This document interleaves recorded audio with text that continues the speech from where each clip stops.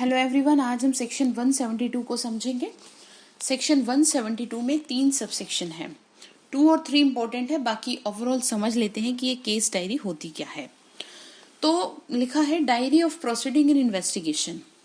Subsection 1 कहता है every police officer जो अंडर दिस चैप्टर इन्वेस्टिगेशन कर रहा है वो क्या करेगा, हर प्रोसीडिंग को डायरी में नोट करेगा, मेंशन करेगा। हर केस की सेपरेट डायरी होती है विद डेट एंड टाइम। इस बात को ध्यान रखना है कि ऐसे नहीं कि सारी जितने भी केस देखे सब में सबकी बातें एक ही डायरी में लिख दी। तो एक डायरी बनती है और उसमें उसी से रिलेटेड वो सारी चीजें लिखी जाएंगी जो हम यहाँ पे समझेंगे। तो इतनी बात हो गई, नोट करेगा, जिसमें वो टाइम ऑफ द इंफॉर्मेशन लिखेगा, ठीक है, और उसे वो कब मिली वो इन्फॉर्मेशन वही, और कमेंसमेंट ऑफ द इन्वेस्टिगेशन, तो जब उसे इन्फॉर्मेशन मिली उसके कितनी देर बाद, मतलब उसने टाइम बताया गया इसमें कि कब उसने शुरुआत करी इन्वेस्टिगेशन की, और उस इन्वेस्टिगेशन को चलो कर लिया तो क्लोज कब किया, और प्लेस और प्लेसेस विजिट बाय हिम, कौन कौन सी जगह पर वो गया, और a statement of the circumstances, सारी चीजें असर्टेन थ्रू हिज सर्कमस्टांसेस। इतनी बात क्लियर हो गई। अब इसका सबसेक्शन 1A कह रहा है statement of the witness also क्या होंगे, रिकॉर्ड होंगे अंडर दिस इन्वेस्टिगेशन, या ये कहें कि ड्यूरिंग द इन्वेस्टिगेशन। तो कैसे होंगे वो, सेक्शन 161 में जिस तरह से रिकॉर्ड होती है उसी तरह से यहाँ पर भी केस डायरी में भी उसको रिकॉर्ड किया जाएगा, जो भी विटनेसेस की स्टेटमेंट होती है।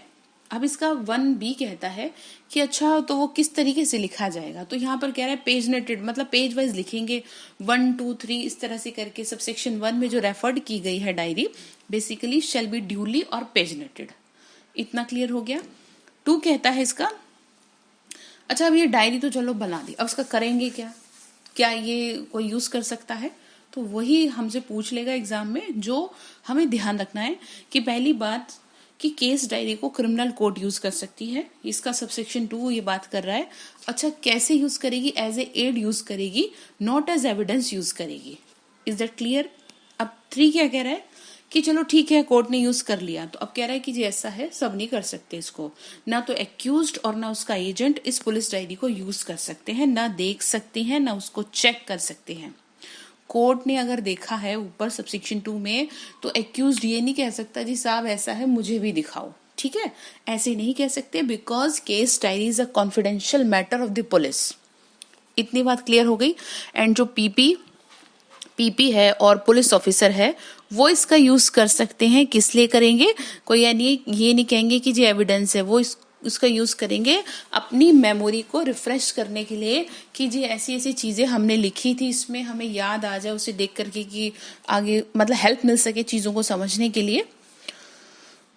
तो इतनी बात क्लियर हो गई। Main refresh is memory. उसके बाद कह रहा है फिर उसके बाद कॉन्ट्रडिक्शन करते हैं अंडर सेक्शन 145 161 में आएगा ये।